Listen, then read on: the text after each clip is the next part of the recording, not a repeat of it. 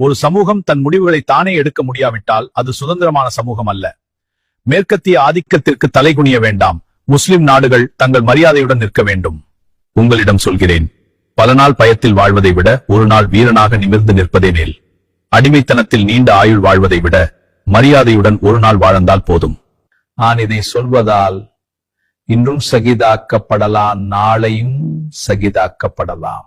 ஏனெனில் வரலாறு நீண்ட ஆயுளை நினைவில் வைக்காது, அது தைரியத்தை நினைவில் வைக்கும். பாலஸ்தீன் அது ஒரு நாட்டின் பிரச்சனை அல்ல, அது உம்மாவின் பொறுப்பு. உம்மா பிரிந்தால் பலவீனம், ஒன்றிணைந்தால் பலம். பிரிவு பலவீனம், ஒன்றிணைந்தால் பலம். இன்று மீண்டும் ஒரு கேள்வி நம்முன் நிற்கிறது. அடிமைத்தனமா அல்லது மரியாதையா? வரலாற்றின் ஓட்டம் சுழல்கிறது. கணிப்புரைகளை தாண்டி வேறு செயல் செல்கிறது.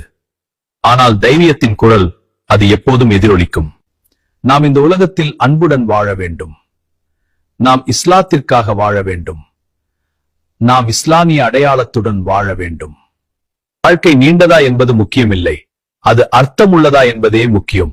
நீதிக்காக அறியே மௌனம் காக்க மாட்டோம். மரியாதையுடன் வாழ்வோம், உண்மையுடன் வாழ்வோம்.